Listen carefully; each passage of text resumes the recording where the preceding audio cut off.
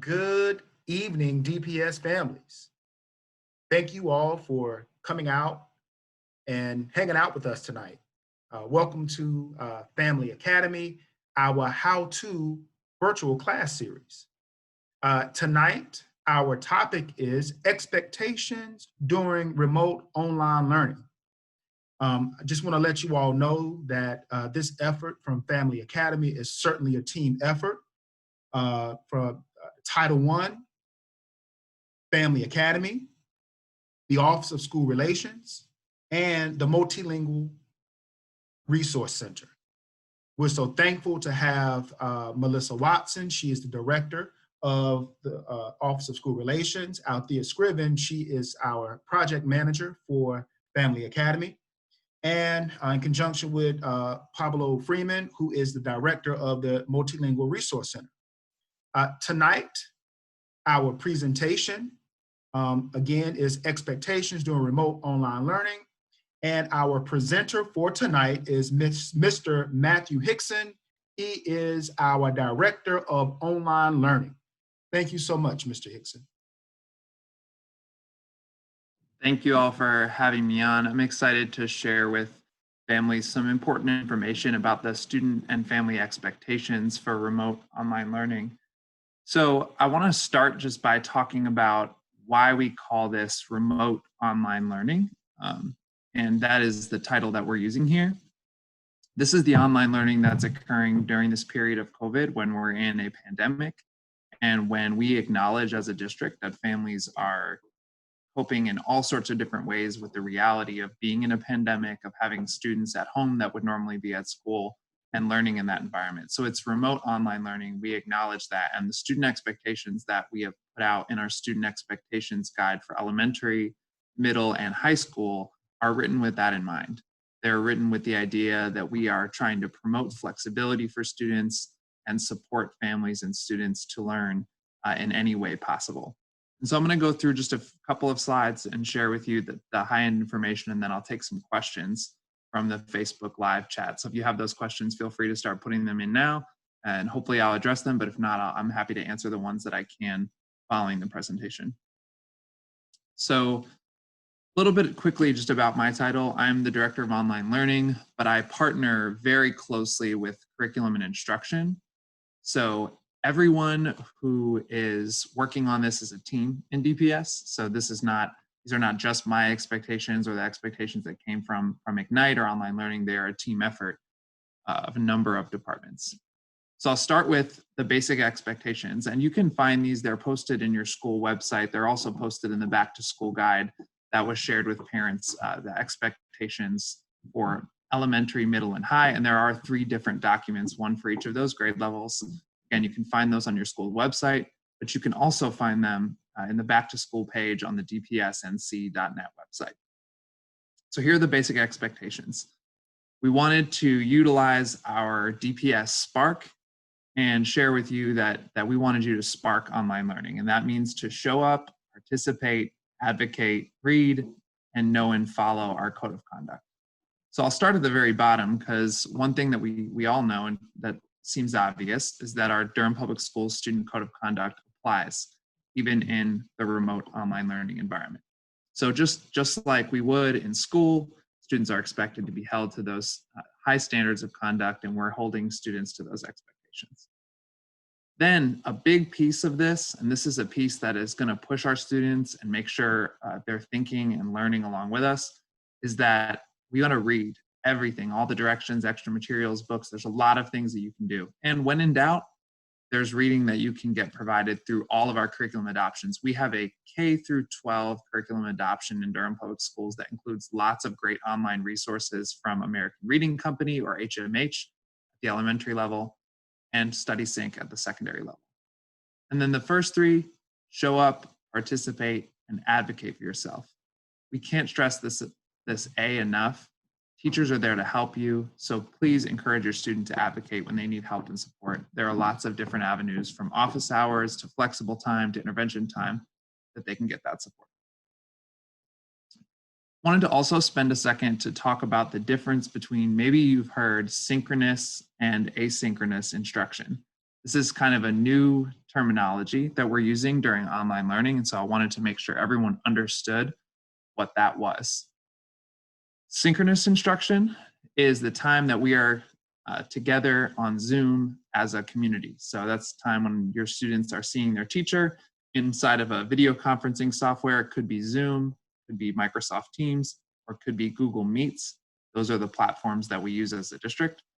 So when we're all together in that live time, that's synchronous instruction. Asynchronous instruction is when we're not together, when students are working independently or sometimes with small supports from a teacher as they go along. We want to emphasize that students have the opportunity to seek support during asynchronous instruction. So if a teacher offers office hours, that is a great time to go to those office hours and get help with that independent work. So a lot of people have talked about this, and this has been a key thing that has developed throughout the year, and that is taking attendance. Attendance is done in a lot of different ways, but one of the things I want all families to be able to understand is that the North Carolina Department of Instruction has laid out the expectations for attendance, and they are designed so that we can be as flexible as possible with families to make sure that you can get counted present for participating and engaging in online learning through two-way communication with your teacher or school. So the first and easiest way is to just come and show up to your live class. That's true for elementary, that's your class and your teacher. For secondary, that's each of your periods. So if you have 6 periods or 4 periods or 7 periods in the day, you show up for each of those periods. If you are not able to show up for a live class, there are other ways you can be counted present. So if you submit an assignment in Canvas, it tracks your login, counts that, and you're present. If you're logging into Canvas through Clever to go to other softwares, it counts that as well. And then finally, if you attend a small group session, office hours, or a check-in at any point, even if that happens, you submit an assignment late that evening and check in the following day, you can be counted present for the day before. So any two-way communication that occurs with that class on that day can be counted, and teachers are allowed to go back the following day and correct attendance if needed.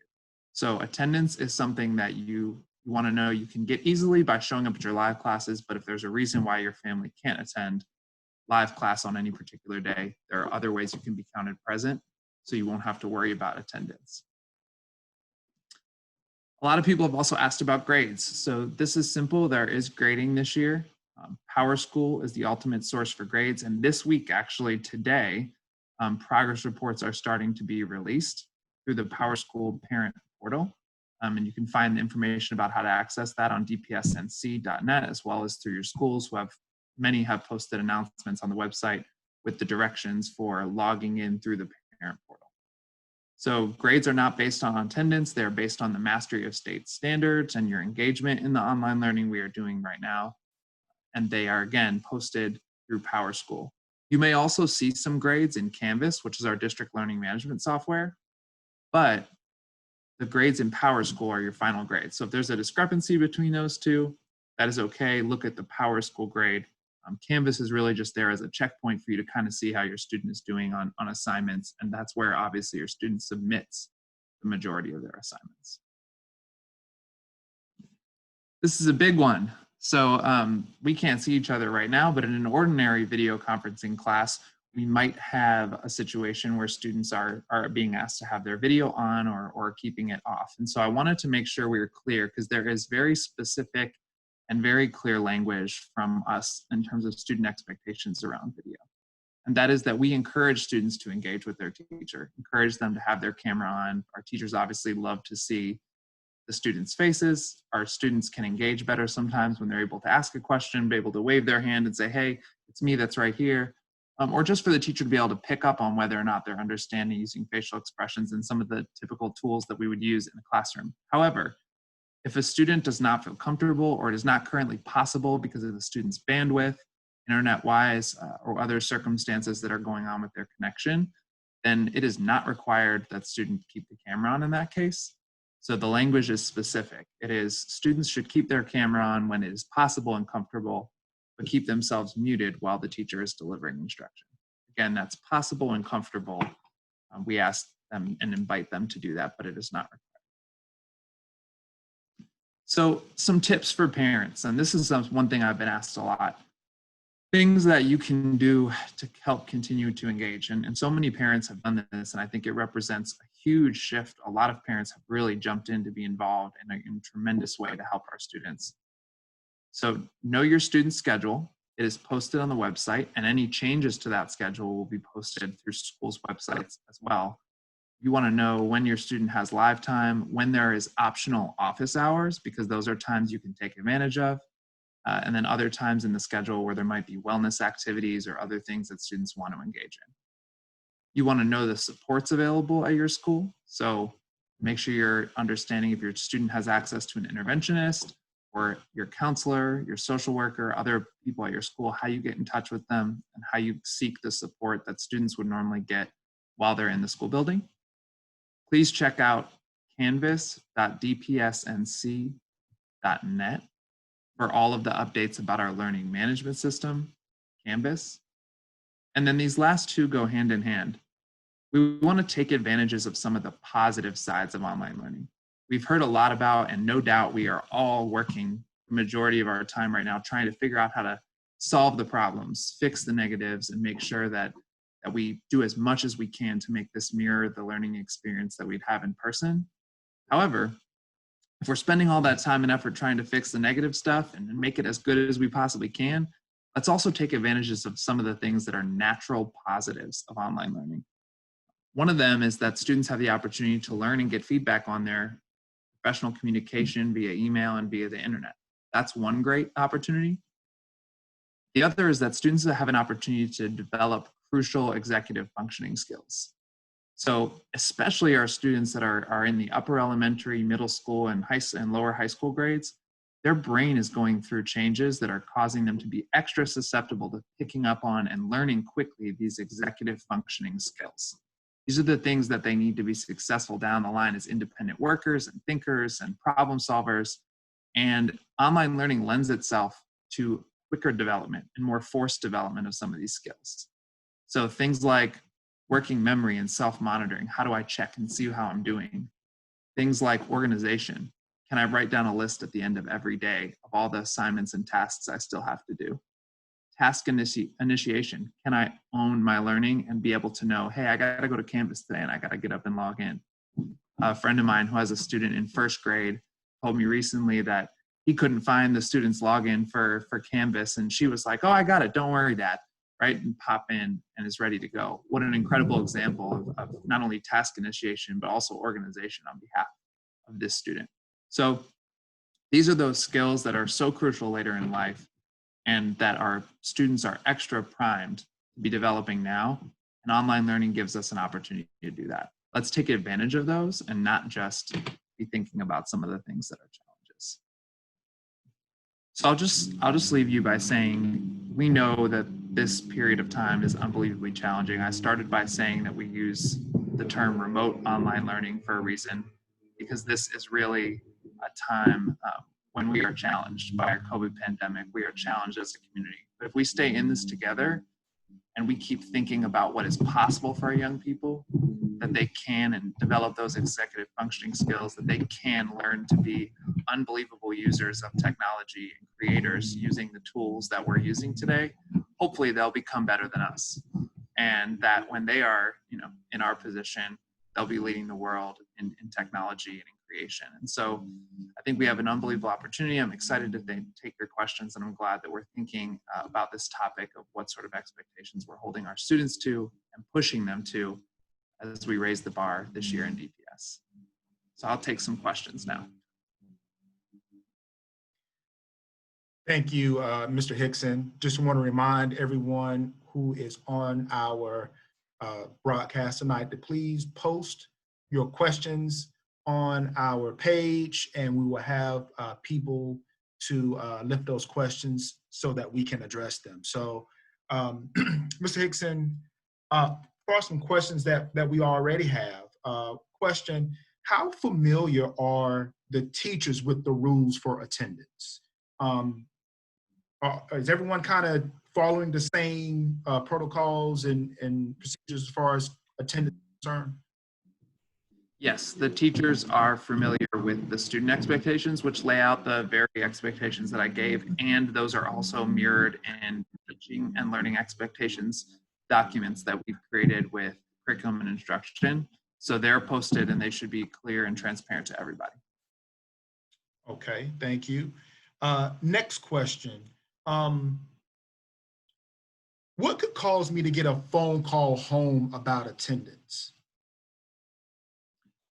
Yeah, so this is a good question, actually. Like I said during the section that I was talking about attendance, I mentioned that attendance could be later corrected because students could log in the evening and go ahead and do work and the attendance could be corrected. If you're getting a phone call home, it is because the initial mark was not present, was that the student was absent. And in high school and middle school, that could even be for a period. So if a school is taking period attendance and you showed up for first and second period, but not the third period class, it could still trigger an automatic call home. So you just want to check with your teacher because it's possible and actually likely that they may be corrected that attendance later because the student logged in later in the evening. So that doesn't mean that the student necessarily will get marked absent long term. It just means that they weren't present at the time that the teacher marked attendance. Thank you. Thank you. Great explanation. I'm sure that would be very helpful for some of our parents. So next question, where can I find a copy of the expectations? Yeah, the expectations are available in the back to school page on dpsnc.net, as well as they should be posted on your school's website. Okay. Next question here. Is there a dress code for online learning?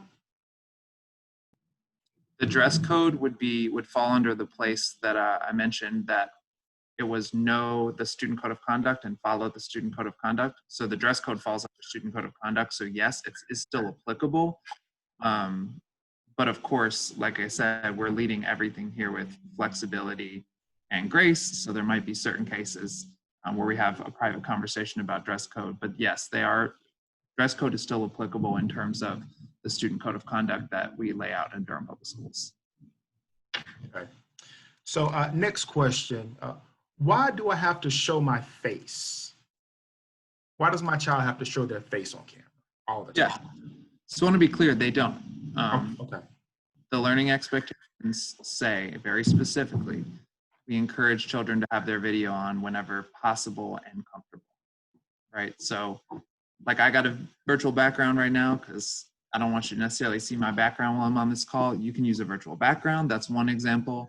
You could also not have your camera on. There's times when students are not going to feel that's appropriate, or families are going to feel like that's not appropriate, and that is totally fine. We encourage students to put it on, but again, it is not required. Okay. So next question here, Mr. Hickson. Can I be in class with my child? Yeah, so we want to encourage teachers to be professionals in the way that they always are, and that they are going to be able to do their job and teach students, but also that they're going to invite families and encourage families to participate in the learning process. So yes, we have an unprecedented opportunity right now for you to be involved in your students' education. If you do happen to have the luxury and privilege of time to be home, be able to get on those sessions, that is encouraged for you to be able to do that, even just to check in.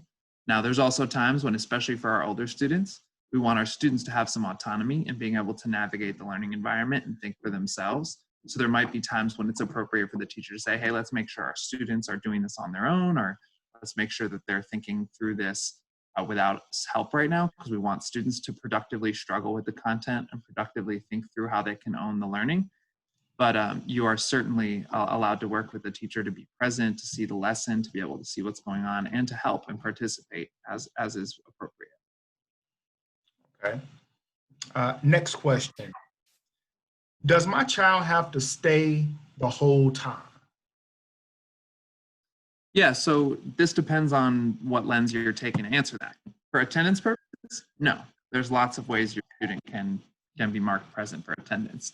In terms of the learning goals and learning outcomes, we want to remember that this is still a school year. And as far as we currently know, we're not going to get any waivers from the state of North Carolina or the federal government on standardized testing. So your student will likely, as of right now at least, have to take those tests at the end of the year if the state and federal government continues to say what it has said. So you want them to be prepared, which means that if there's class content that's being offered, you probably want them to see it or at least be able to catch up on it later. But in terms of attendance, no. As much as possible, we want folks to be able to engage with that live instruction. But again, we understand in a pandemic, people have things happening with their childcare circumstances. People have things happening with their schedules as a family. So, if you have to log out a couple minutes early and catch up with your teacher later, really we want to frame this around, is my student able to meet the learning goals and get the required support to meet those learning goals? Okay. So next question. My child submitted an assignment by accident and didn't complete the assignment. Is there some type of policy or procedure as far as like making up a grade or something like that? So these are still anything that's been in line with board policy before. There's no new expectations. Whatever your school and board policy has been before in terms of submitting and making up grades is still true. Okay. Thank you. Next question. My child is saying that he is bored. What can I do? It's a really good question. So I think I want to first acknowledge that as we are making this transition, this is new for everybody. So our teachers are learning again how to be engaging in the virtual space. And our students are learning, and we want them to learn to think about how they're and learning to keep themselves motivated and in this new virtual setting. I know for me, when I'm on Zoom meetings all day, I get bored too, right? And I've got to sometimes give myself a pep talk to get to that last meeting of the day when we've been going at it and looking at the screen for quite a while. So I think a couple of things. First, let's be patient with our staff and with our teachers as they relearn their modality of instruction, and they're going to continue to provide more engaging instruction, use new tools, and continue to move the needle on how to provide high quality online instruction. And also, when I talked about executive functioning, one of those things is flexibility and task initiation. Those are two of those key 8 executive functions. Let's be thinking about how we can give our students the ability to give themselves that pep talk, right? That we're so good at as adults sometimes not as much. How can we give them the ability to start learning how to give themselves that pep talk, to be thinking about how to be flexible, to engage in the way that helps them? Maybe it's, drawing out the content while the teacher is learning, using a piece of scrap paper and writing a story about what they're learning to help keep them engaged. And I think reach out to your teachers and ask about those techniques too, because there's teachers that I think can help provide guidance for an individual student based on their personality and their demeanor that they might not give to the entire class. Okay. Thank you so much, Mr. Hickson. We have just a couple more questions here. So next question. My child's teacher keeps coming late. How long does she have to wait for the teacher? So I think I would go with the professor rule there. For me, when I was in school and I would show up at class and there wasn't anybody there, I'd give them about 10 minutes, but sometimes that 10 would get a little quicker. I would count 2 seconds at once. So, I think, give folks some grace and some time. I think we'll allow students to come into class a few minutes late. And if teachers happen to have one of those moments where they're caring for their own child, or they happen to be transitioning between classes, sometimes it's just that the teacher has run over providing support to another student and is a little bit late. So try to give them that flexibility and that grace. And while you're waiting, log into Canvas and see what's been posted there. Maybe there's an assignment that you can get a head start on and get a kickstart on before we get into the meat of the live instruction. But I'd say, give people 5 or 10 minutes of grace generally on either end. Thank you. So, Mr. Hickson, our last question for tonight. Can my child just get the work that they need to do and skip the class as long as they do the work? So I think you want to work with your teacher. Like I said, it really depends on the way you look at this. One way to look at it is through the technical attendance requirements, which is truly two-way communication and submitting the work is enough. And then the other way to look at it is, what is real engagement? And I do think I have personally been dropping in and seeing classes and visiting our schools, and there's a lot of places where our schools are offering some really tremendous experiences to students, and you just never know when it's going to be that day when we're having a virtual field trip, or we have a guest speaker, or we're doing something in the class environment that really is connecting students on a social and emotional level, which we know young people are needing right now with the absence of in-person school. And so my response to that would be, in theory, you could submit the work and at the end of each day, and we want to give you that flexibility where you need to be able to do that. But I think you want to be able to engage in the learning community, because we know that for students, a lot of times community discussion, the ability to connect with their peers, and to see others process the material with them can be so crucial for their understanding. And we don't want any of our students to miss out on understanding all of the material that's offered. All right. Well, thank you so much, Mr. Hickson, for joining us tonight and answering our questions as it relates to remote online learning. Thank you, all of our Facebook attendees, for coming in, and thank you for your questions and your attendance. I just want to remind everyone that our next how-to webinar will be on September 30th, titled PowerSchool Parent Portal. So please tune in to that, some very good information. And there are no more questions, so I want to thank everyone for coming out, and I hope you all have a great, great night. Thanks, everyone.